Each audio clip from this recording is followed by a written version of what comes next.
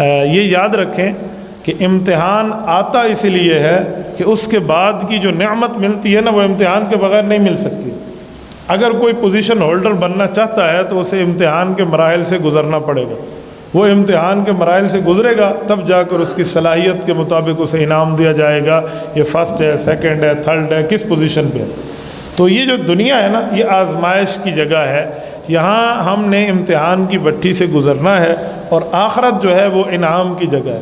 آپ دیکھیں نا دنیا میں ہمارے اوپر روزے کا حکم متوجہ ہے، نماز کا حکم متوجہ ہے، زکوٰۃ کا حکم متوجہ ہے، مال ہو تو حج کا حکم متوجہ ہے، باقی معاملات کے احکام متوجہ ہیں۔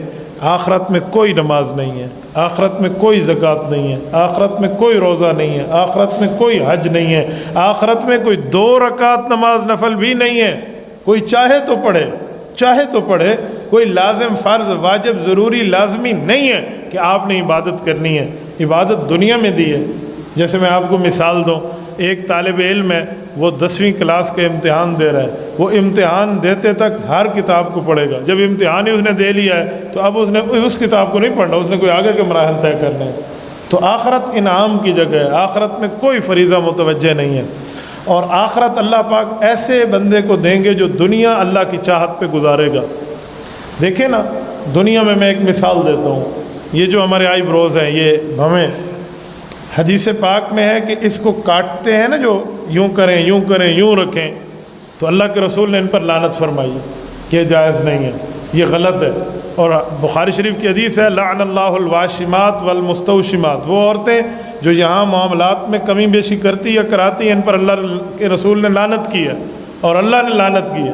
تو یہ صحیح حدیث ہے بخاری کی، لیکن وجہ کیا ہوتی ہے؟ لوگ کہتے ہیں ہم حسن کے لیے کرتے ہیں، خوبصورتی کے لیے۔ میں مثال دیتا ہوں، اب توجہ رکھنا۔ دنیا میں اللہ کی چاہت پر زندگی گزار دینا، آخرت میں جمعے کے جمعے جنت میں حسن کے بازار لگیں گے۔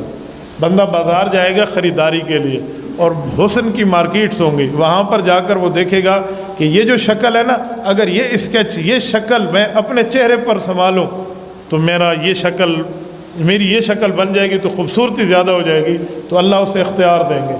عام بندہ ہفتے میں 1 دن اپنی شکل، اپنی ہیئت، اپنی کیفیت، اپنی کٹنگ، اپنی ترتیبیں بدل سکے گا۔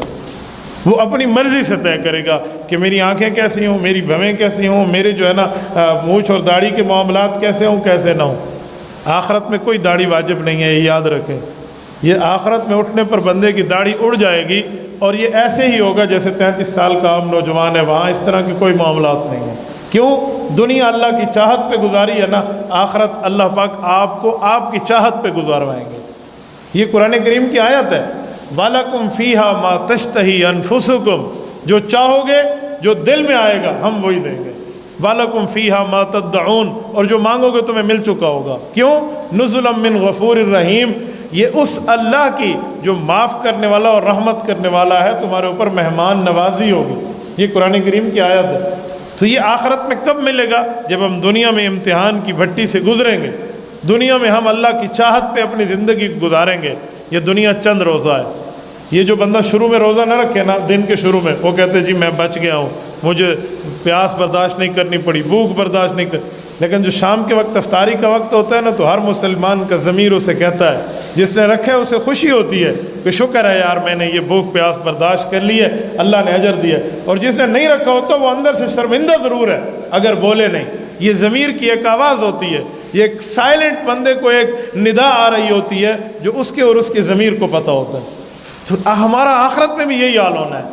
اگر ہم نے دنیا میں تکلیفیں برداشت کر لینی ہے، دنیا میں اس پر جو ہے نا دقتیں برداشت کر کے اللہ رب العزت کی چاہت پر من چاہی کو قربان کر کے رب چاہی پہ عمل کرنا ہے، تو آخرت میں بھی ہم ایسے خوشی سے اٹھیں گے کہ یا اللہ چند روزہ زندگی تھی، تکلیف تو جاتی رہی لیکن اس کا اجر قائم ہے، اس کی نیکی قائم ہے، یہ بدلہ قائم ہے۔ میرے مولا آپ کو بہت بڑا کرم، آپ کو بہت بڑا فضل، آپ نے ہمارے اوپر احسان فرمایا اور ہماری زندگی اچھی کرا دی۔ یہ آخرت میں بندے کی تمنا ہوگی، اور جو نہیں کرے گا وہ آخرت میں ضرور پچھتائے گا۔ تبارك الذي نزل الفرقان على عبده ليكون للعالمين نذيرا۔ شیطان کو شیطان کی چالوں میں بندہ خراب کرتا ہے۔ امام اعظم ابو حنیفہ رحمۃ اللہ علیہ کے دور میں ایک شخص نے ایک مال ایک جگہ دفن کیا، امانتاً زمین میں، تو پھر بھول گیا کہ میں نے کہاں رکھا تھا اور شیطان نے اسے بلوا دیا۔ یہ شخص حضرت امام اعظم ابو حنیفہ رحمہ اللہ کے پاس آئے۔ امام صاحب صحابہ کے شاگرد تھے رضی اللہ عنہم، اور ان سے پڑھا تھا، تجربہ انہیں صحابہ کرام سے حاصل ہوا تھا۔ تو امام صاحب رحمۃ اللہ علیہ نے اس کی باتیں سمجھی، اس کے معاملات سمجھے، اس کو دیکھا تو کہا ٹھیک ہے، ایک علاج میں بتاتا ہوں، اس پہ عمل کر لو، امید ہے اللہ تعالیٰ ضرور انشاءاللہ آپ کے اوپر کرم فرمائیں گے۔ انہوں نے کہا جی مجھے بتا دیں، میں نے تو اتنی اشرفیوں کے تھیلے وہاں چھپا دیے تھے۔ تو انہوں نے کہا جو بندہ ایک رات میں 100 رکعت نماز نفل پڑھتا ہے نا، تو اس کو بھولا ہوا مال یاد آ جاتا ہے۔ اس نے کہا اچھا، امام صاحب نے اسے علاج بتایا نا، اس نے رات میں جا کر 100 رکعت کی نیت کی، اور امام صاحب نے جاتے ہوئے یہ بھی فرمایا کہ مال یاد آ جائے گا تجھے انشاءاللہ، 100 پورے کر لینا۔ ابھی 6 رکعت کی نیت نہیں کی تھی کہ وہ مال یاد آ گیا، تو ابو 94 کہیں پڑھنے، تو اس نے اسی وقت اپنی سواری اٹھائی اور اس جگہ جا کے کھودا تو اسے گما ہوا مال مل گیا۔ اب جب مال مل جائے، ہمت بھی ختم، طاقت بھی ختم، ارادہ بھی ختم، اس نے کوئی نہیں پڑھا۔ اس نے کہا پڑھنے تو نفل ہی ہے، نہ پڑھو ٹھیک ہے، نہ پڑھو ٹھیک ہے، کوئی فرض تھوڑے تھے، یہ منت میں نے تھوڑی مانی تھی، بس میں کو مال ملنا ہی مل گیا۔ کچھ دنوں بعد امام صاحب سے ملاقات، امام صاحب پوچھا بھائی آپ نے بتایا نہیں تھا؟ کہا جی الحمدللہ اللہ آپ کا بھلا کرے، وہ مال مجھے مل گیا ہوتا۔ تو کہا اچھا، اللہ نے کہا دیکھو میں نے تمہیں اچھی ترتیب بتائی تھی، شیطان ایسے بلا دیتا ہے، تو ماشاءاللہ پھر آپ نے نمازیں تو پوری کی ہوں گی۔ انہوں نے کہا نہیں جی بندہ بڑا کمزور ہے، بس 6 رکعتیں بعد مجھے یاد آ گیا تھا تو میں نے تو آگے پورا نہیں کیا۔ تو کہا جی ٹھیک ہے، پھر میں نے اچھی شیطان کی ٹھکائی کی ہے، مجھے یقین تھا یہ تجھے 100 رکعت نماز نہیں پڑھنے دے گا، اس نے پہلے کوئی ترتیب ڈالنی ہے۔ تو اس لیے خیال کیا کرے نماز میں، شیطان مسجد میں باہر تو ٹھہر جاتا ہے، اندر خناس آتا ہے۔ شیطان مسجد کے اندر آ کر آپ کو خیال نہیں ڈالے گا، شیطان اذان کی آواز سن کر بھاگ جاتا ہے۔ تو آپ کوئی کہے کہ نماز میں شیطان آپ کو توڑ رہا ہے، تو حدیث میں ہے تو شیطان تو مسجد سے باہر ہے، تو آپ انہیں کہنا ایک شیطان ہے اور ایک شیطان کا فوٹو اسٹیٹ ہے جسے خناس کہتے ہیں۔ سورۃ نمبر 114 سورۃ ناس میں اللہ نے اس کا ذکر کیا، من شر الوسواس الخناس الذی یوسوس فی صدور الناس من الجنۃ والناس، فرمایا خناس کے شر سے پناہ مانگو جس کی ڈیوٹی یوسوس فی صدور الناس، یہ لوگوں کے دلوں میں وسوسہ ڈالتا ہے، اور یہ جن ہے یا انسان ہے، کا من الجنۃ والناس، یہ انسانوں میں بھی ہو سکتا ہے اور جنات میں بھی سے ہو سکتا ہے۔ جو آپ کے عقیدے میں، عمل میں، نظریہ میں، دین میں شبہ ڈالے اور آپ کو پریشان کرتے کہ یار میں یہ کروں یا یہ کروں، کوئی نیا مسئلہ لے کر آپ کو بتائے کہ بندہ کہے جو آج تک 1400 سال کی امت تھی گمراہ تھی، اے مولوی صاحب نواں مسئلہ کٹ کے کھڑا ہے، تو قرآن کریم نے پہلے نشاندہی کر دی ہے من الجنۃ والناس، ایسا خناس انسانوں میں سے بھی ہو سکتا ہے اور جنات میں سے بھی ہو سکتا ہے۔ تو اس لیے خناس تو مسجد آ سکتا ہے نا، تو اس لیے خناس سے بھی بچنا چاہیے اور شیطان سے بھی بچنا چاہیے۔ اس کی مثال سمجھنی ہو نا تو ہیڈ کوارٹر اور ہیڈ کوارٹر کے لگے ہوئے بوسٹر کو سمجھیے۔ دیکھو ہیڈ کوارٹر ہمارے جیب میں موبائلز موجود ہیں، بہت دور ہیں ان کے جہاں سے سگنل بھیجے جا رہے ہیں، لیکن وہ سگنل کہیں جا کر ویک ہو جاتے ہیں، کمزور ہو جاتے ہیں۔ آگے اس سگنل کے ٹرانسفریشن کے لیے کیا کرتے ہیں؟ کھمبے لگاتے ہیں، بوسٹر لگاتے ہیں، بھی یہ آگے اس کے سگنل لے جائیں گے۔ تو شیطان شیطانیت کے ہیڈ کوارٹر ہے، لیکن جب مسجد آتی ہے تو آڑ آ جاتی ہے، پھر وہ وہاں سے بوسٹر لگاتے ہیں جو اس کے خناس ہوتے ہیں، وہ بندوں کے دماغ میں، بندے کے ذہن میں، دل و دماغ میں آ کر وسوسے ڈالیں گے، کبھی دین کے بارے، کبھی اسلام کے، اور یہ وسوسہ جب آپ کے دل میں آئے تو آپ کو دین پر مضبوط ہونا چاہیے، وسوسے پر عمل نہیں کرنا چاہیے۔ ایک صحابی آئے اللہ کے رسول کے دربار میں، مشکات جلد اول کتاب الایمان کی روایت ہے، اس نے آ کر عرض کیا یا رسول اللہ میرے دل میں ایسے وسوسے شیطان ڈالتا ہے آپ کے بارے میں، اللہ کے بارے میں، قرآن کے بارے میں، اسلام دین اور شریعت کے بارے میں۔ تو حضور پاک علیہ السلام نے فرمایا پھر کیا ہوا؟ تو کہا میرا جی چاہتا ہے کہ وہ لفظ میں نہ بولوں بلکہ میں جل کر کوئلہ بن جاؤں، ایسے الفاظ ہیں۔ یا رسول اللہ آپ کے بارے میں ذہن میں آتے ہیں، شریعت کے بارے میں آتے ہیں، اللہ کے بارے میں آتے ہیں، تو میرا جی چاہتا ہے میں جل جاؤں، کوئلہ بن جاؤں، وہ لفظ میں نہ بولوں۔ تو آپ علیہ السلام نے فرمایا ذاک صریح الایمان، یہ تو تیرے ایمان کے واضح ہونے کی دلیل ہے۔ اب محدثین نے اس کی شرح میں لکھا کیا مطلب؟ کہا جس بندے کے پاس پیسے زیادہ ہو جائیں، مال زیادہ ہو جائے، اکاؤنٹ میں اس کے پاس معاملات زیادہ ہوں اور کسی چور کو پتہ چل جائے تو اس کے وار اس پر زیادہ ہو جاتے ہیں، اس دکان اور اس تجارت پر اس چور کی نظریں زیادہ ہو جاتی ہیں، وہ کوشش کرتے ہیں ان سے لوٹ لوں۔ کہا اسی طرح جب ایمان سینے میں بڑھ رہا ہوتا ہے، ایمان کی طاقت مضبوط ہو رہی ہوتی ہے، تو شیطان اور خناس کی ترتیب ہوتی ہے کہ اس کے ایمان کو لوٹوں، اس کے اندر وسوسہ ڈالوں، اس کے اندر شریعت کے خلاف باتیں ڈالوں، معاملات ڈالوں، تاکہ جبلا کہے اور اس کا ایمان میں لے کر اڑ جاؤں۔ تو یہ ایمان کی نشانی ہے۔ پھر اس کا حل کیا ہے؟ دل میں آتا ہے ایک نہیں 1000 بار آئے، 1000 نہیں 1,00,000 بار آئے وہ خیال، آپ اپنی زبان پہ مت لائیے، اپنے عمل میں نہیں لائیے، کوئی گناہ نہیں ہے آپ کو، دل میں آیا نا آتے رہو۔ تبارك الذي نزل الفرقان على عبده ليكون للعالمين نذيرا۔ کل سے میرے ساتھ بھی احباب رابطے میں ہیں اور باقی حضرات علماء سے بھی، تو ایک بات ہمارے ملک میں کچھ مفتیان کرام کی طرف سے چل رہی ہے کہ بھئی ایک روزے کا کفارہ بھی قضا بھی رکھیں اور ایک اعتکاف کے دن کی بھی قضا ہونی چاہیے، تو اس پر کوئی آپ نے توجہ نہیں دینی، یہ شرعی بنیادوں پر فضول سی اسٹیٹمنٹ ہے، یہ شریعت کی بنیادوں پہ نہیں ہے۔ اس کی 2-4 باتیں میں آپ کی خدمت میں رکھتا ہوں۔ پہلی بات ہے کہ اگر صرف سائنسی نظریہ دیکھیں نا تو پھر چاند نظر نہ آتا، لیکن قرآن کریم نے سائنسی نظریہ ہمیں نہیں دیا، ہمیں شرعی نظریہ دیا ہے۔ ہاں سائنس اس کی اتباع کرے تو ٹھیک ہے، نہ کرے تو ٹھیک ہے۔ وَالْقَمَرَ قَدَّرْنَاهُ مَنَازِلَ حَتَّى عَادَ كَالْعُرْجُونِ الْقَدِيمِ، یہ قرآن کریم کی سورۃ یاسین کی بنیادی آیت ہے رؤیت ہلال پر۔ رب العزت نے سورج اور چاند کا فرق کرتے ہوئے فرمایا کہ چاند کا بڑا ہونا، چھوٹا ہونا، درمیانہ ہونا، یہ چاند کی فطرت ہے۔ تو جب چاند کسی تاریخ میں بڑا ہوگا، کسی میں چھوٹا ہوگا، کسی میں درمیانہ ہوگا، تو چاند کا کیلنڈر نہیں بن سکتا، اسے ہر مہینے چیک کرنا پڑے گا، بخلاف سورج کے۔ ایک شخص کہنے لگا کہ انگریزوں نے تو 50 سال کے کیلنڈر بنا لیے ہیں اور مولوی ہر مہینے لڑ رہے ہیں۔ میں نے کہا جی وہ کیلنڈر بنے ہیں سورج کے حساب سے، اور ہماری عید کا معیار ہے چاند کے حساب سے۔ سورج کا 50 سال نہیں 50,000 سال کا کیلنڈر بن سکتا ہے۔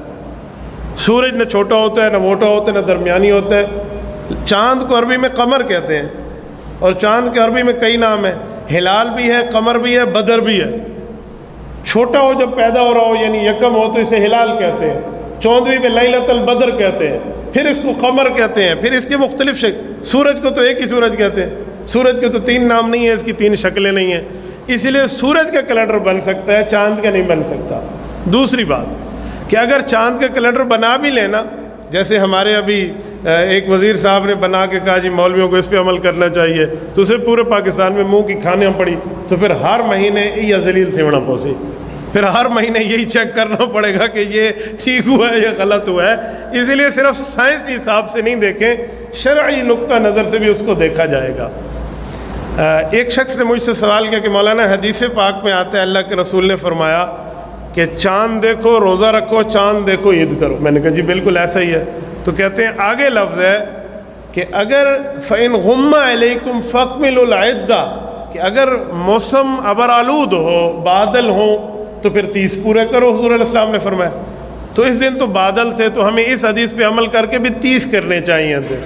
میں نے کہا آپ کی بات ٹھیک ہے اگر یہ صرف 1-2 ضلع کی بات ہوتی، پورے پاکستان میں ابرآلود نہیں تھا۔ بدین میں جنہوں نے دیکھا ہے وہ ابرآلود نہیں ہے، پسنی میں جنہوں نے دیکھا ہے وہ ابرآلود نہیں ہے، گوادر میں جنہوں نے دیکھا ہے وہ ابرآلود نہیں ہے، لورالائی میں دیکھا ہے ابرآلود نہیں ہے، چمن میں دیکھا ہے ابرآلود نہیں ہے۔ ہمارے خیبر پختونخوا کے ایک بہت بڑے جید عالم دین مولانا مختار اللہ حقانی نے دیکھا ہے، ہمارے حضرت استاد جی گھمن صاحب کے کلاس فیلو ہیں، وہ کہتے ہیں میں نے اپنی آنکھ سے دیکھا ہے۔ اس طرح کتنے بڑے بڑے علماء کرام نے دیکھا ہے۔ تو ہر جگہ ابرآلود نہیں تھا، ہاں اگر ہر جگہ ہوتا تو پھر اس حدیث پہ عمل ہوتا۔ مولانا مفتی منیب الرحمان صاحب قابل احترام آدمی ہے، ایک عرصہ تک رؤیت ہلال کے چیئرمین رہے ہیں، لیکن انہوں نے ایک ایسی اسٹیٹمنٹ دی ہے نا میں اس پہ بہت حیران ہوا۔ وہ کہہ رہے ہیں کہ یہ ایک روزہ کھا لیا گیا ہے۔ سوال یہ ہے کہ اگر ایک روزہ کھا لیا گیا ہے تو اس کا حل، تو کہتے ہیں اس کا حل یہ ہے کہ میں اعلان نہیں کر رہا تھا، رات کو صرف میں روتا رہا اللہ کے سامنے تاکہ امت میں انتشار نہ پڑے۔ تو ٹھیک ہے بھائی آپ چپ رہے، تو صبح عید میں اعلان آپ نے پھر کیوں کیا؟ تو وہ عید میں کہتے ہیں کہ میں جمعے کے دن روزے کی قضا کروں گا۔ آپ عقل مند لوگ ہیں، آپ ایک بات کا مجھے جواب دیں۔ مفتی منیب الرحمان صاحب کے مطابق ایک روزہ کھایا گیا جمعرات کا، تو پھر عید ان کے مطابق کب بنتی ہے؟ جمعے کو۔ تو کہتے ہیں میں جمعے کو قضا لوٹاؤں گا۔ بابا عید کے دن تو روزہ رکھنا شیطان کا کام ہے، آپ کیسے مفتی صاحب ہیں؟ میری سمجھ سے مسئلہ بالا تر ہے کہ کہتے بھی ہیں کہ جمعے کو میرے مطابق یکم شوال ہے، عید ہے، تو جب یہ یکم شوال ہے اور عید ہے اور اس دن آپ روزہ بھی قضا فرما رہے ہیں، تو یہ دو باتیں سمجھ سے بالا تر ہے۔ بابا تعصب کو چھوڑیں، شکر کریں کہ مسلمان ایک عید پر متفق ہو گیا ہے۔ اچھا، ایک بات میں آپ کی خدمت میں مزید سمجھاؤں کہ یہ جو بات ہے نا کہ اعتکاف ایک بار پھر لوٹا لیں، احتیاط اس میں ہے۔ اگر احتیاط دیکھیں نا تو کبھی بندہ 30 روزے نہیں کرے گا، یا 32 کرے گا یا 31 کرے گا۔ شروع میں بھی احتیاط کرنی پڑے گی، آخر میں نہیں۔ جو شریعت نے احتیاط بتائی ہے اتنی احتیاط کافی ہے۔ اس سے بڑھ کے کوئی احتیاط کرے تو وہ احتیاط نہیں ہوتا، وہ خشک صوفی پناہ ہوتا ہے۔ تو اسلام میں خشک صوفی پناہ منع ہے، جتنی چیزیں اتنی ہی مان لیں۔ تو لہٰذا کوئی اعتکاف کی قضا کی ضرورت نہیں ہے۔ میں ایک دوست کو کل سمجھا رہا تھا، انہوں نے مجھ سے واٹس ایپ پہ پوچھا کہ میں اعتکاف میں تھا تو کیا کریں۔ میں نے کہا بھائی اس دفعہ تو بڑا زبردست اعتکاف ہوا ہے۔ پہلے لوگ آتے تھے اعتکاف والوں کو اٹھانے، اب رات کو لیٹ اعلان ہوا ہے تو اعتکاف والوں نے جا کے گھر والوں کو اٹھایا، اٹھو سے بس آ گئے۔ تو اب تو اعتکاف والے اٹھانے گئے ہیں، تو وہ کہتے ہیں اتنا لیٹ کیوں ہوا ہے؟ ہاں، یہ بات سوچنے کی ہے۔ لیٹ ہونے کی بنیادی وجہ یہ ہے کہ گواہوں کو پرکھا جا رہا تھا کہ کیا یہ ٹیکنیکل طور پہ گواہیاں ٹھیک بھی ہیں یا نہیں ہیں۔ جس بندے نے زندگی بھر چاند نہ دیکھا ہو اور وہ بیٹھ کے چاند پہ مشورے دے، اسے کیا پتہ ہے؟ حضرت مولانا عبد القدوس رحمۃ اللہ علیہ کے دور میں 3 بندے آئے، انہوں نے کہا جی ہم نے چاند دیکھا ہے۔ تو حضرت جی مولانا الدین رحمہ اللہ تشریف فرماتے، انہوں نے فرماتے حضرت آپ پوچھ لیں ان سے گواہی۔ تو انہوں نے ان سے پوچھا کہ بیٹا روزے رکھے تھے؟ چاند کی گواہی جو دینے آئے، انہوں نے کہا جی گناہ گار آدمی ہو، بس دعا کرے اللہ توفیق دے۔ تو انہوں نے کہا اچھا یہ بتائیں نمازیں پڑھتے ہو؟ کہا مولوی صاحب آپ دعا کریں گے تو اللہ پڑھنے کی توفیق دے گا، ورنہ تو میں بڑا گناہ گار ہوں۔ تو انہوں نے کہا جی آپ گھر تشریف لے جائیں۔ جس نے ایک روزہ نہیں رکھا وہ روزے کی گواہی دینے آیا ہوا ہے کہ اب عید ہو گئی ہے، تو کہے گا بھی جلدی عید ہو جائے۔ یہ ایسی بات نہیں ہے، اس لیے اس کو دیکھنا پڑتا ہے کہ بندہ ہے کیسا۔ جو گواہی دے رہا ہے تو اس کی کوئی شرعی ترتیب بھی موجود ہے یا کوئی موسمیاتی ماہرین جو فلکیات کے بیٹھے وہ بھی بتائیں گے۔ تو یہ مختلف علاقوں کی جب گواہیاں آئیں نا تو ڈی سی آفس میں ہر ضلع میں علماء کی جو متعین کردہ کمیٹی ہے وہ گئے، دیہاتوں سے لوگوں کو بلایا، ایک ایک کی گواہی چیک کی، کسی سے قسم لی، کسی سے حلف لیا، کسی سے لفظ اشہد پوچھا، پھر جا کر بات کی ہے۔ میں حیران ہوں، لوگ سمجھتے ہیں کہ لوگ مولوی روزہ ہمارا کھا لیا ہے۔ بھئی عوام کو اپنے روزے کی زیادہ فکر ہے، اور جو بیچارہ صبح سحری اور افطاری آپ کو سمجھا کر امامت کے مصلی پہ ٹھہرے اسے کوئی فکر نہیں ہے۔ نہ بابا، یہ شریعت کا تقاضا ہے، چاند دیکھیں گے تو عید کریں گے، چاند دیکھیں گے تو روزہ رکھیں گے، ایسی کچھ بھی نہیں ہے۔ ایسا کسی قسم کا کوئی چیز نہ دیکھیں کہ ہمیں روزے کی قضا رکھنی پڑے گی یا فلاں۔ ایک شخص نے مجھے کہا مولانا ایک مرتبہ ہم نے 4 5 6 سال پہلے بھی ایک روزے کی قضا رکھی تھی، تو اب رکھ لیں تو کون سا جرم ہے؟ میں نے کہا آپ 2 باتوں کو ایک کر رہے ہیں، 2 باتیں علیحدہ علیحدہ ہیں۔ جو 5 6 سال قبل ہم نے روزے کی قضا رکھی تھی وہ 29ویں اور 30ویں روزے کا مسئلہ نہیں تھا، وہ پہلے روزے کا مسئلہ تھا کہ ایک روزہ کھا لیا گیا تھا، گواہی غلط تھی، چاند کو دیکھ لیا گیا تھا، تو جب پہلا کھا لیا گیا تھا تو اس کی قضا رکھی تھی، اور اب مسئلہ الٹ ہے، اب تم آخری کی قضا رکھ رہے ہو، اور آخری کی قضا کیسے ہو سکتی ہے؟ اس پہ تو 350 گواہ موجود ہیں وہاں۔ یار 2 بندے جھوٹ بولیں گے، 3 جھوٹ بولیں گے، 5۔ اچھا، ایک بات مجھے مفتی صاحب منیب الرحمان صاحب کی حیرانگی ہوئی، وہ کہتے ہیں کہ اس میں چند مولویوں کی باتیں مانی گئی ہیں۔ یہی مفتی صاحب پہلے فرمایا کرتے تھے کہ میں مجاز اتھارٹی ہوں، حکومت کی طرف سے قاضی کی حیثیت ہے میری، میں نے فیصلہ کر دیا لہٰذا آپ مانیں آج روزہ ہے یا آج عید ہے۔ پورا پاکستان مانتا رہا جناب محترم کی بات۔ اب جب مجاز اتھارٹی موجود ہے اور انہوں نے فیصلہ کر دیا تو آپ کہتے ہیں حکومت وقت کے دباؤ میں کیا ہے۔ عجیب بات ہے، کس نے کہا حکومت؟ بلکہ حکومت کے بعض وزراء تو عید نہیں کرنے دے رہے تھے، ان نے اس کے مقابلے میں کیا ہے، تو آپ کو تو اپریشیٹ کرنا چاہیے، آپ نے الٹا غلط کیا۔ تو یہ عوام میں ایک شوشہ ہے، اس لیے اس پر آپ توجہ نہ دیں۔ تبارك الذي نزل الفرقان على عبده ليكون للعالمين نذيرا